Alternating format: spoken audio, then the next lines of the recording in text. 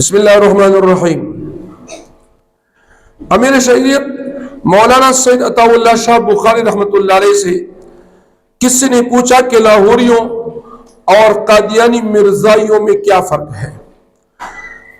تو آپ رحمۃ اللہ علیہ نے فی البدیہہ یعنی بغیر سوچے فرمایا کہ ہر دو لعنت خنزیر ہی ہوتا ہے، چاہے گورے رنگ کا خنزیر ہو چاہے کالے رنگ کا خنزیر ہو۔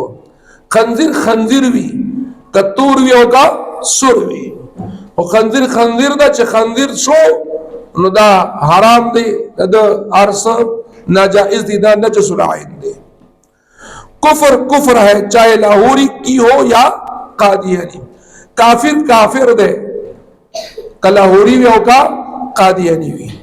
لاہوریوں کا مرکز لاہور میں ہے اور قادیانیوں کا مرکز پاکستان بننے کے بعد چنام نگر، اور اب ان کا مرکز بہشتی مقبرہ سمیت لندن کو سدار گیا ہے۔ یعنی لندن دے چنام نگر سرا دا پاکستانی قادیانیانو مرکز چنام نگر سرا اس لندن ہم دے، اور دا طولی دنیا قادیانیانو اور دا لاہوریانو پریز بانے دا چنام نگر اور سرا لندن دادا دی دوارو مرکز دی۔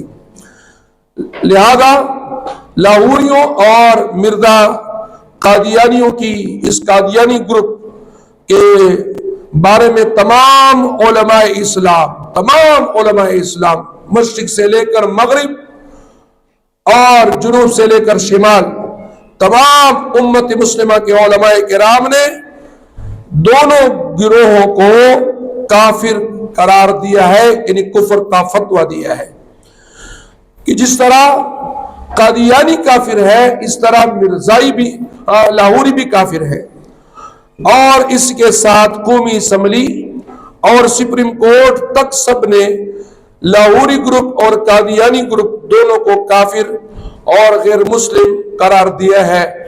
مطلب یہ کہ قادیانی اور مرزائیوں کا اسلام سے اور مسلمانوں سے کوئی تعلق نہیں، وہ اسلام سے اور مسلمانوں سے خارج ہے۔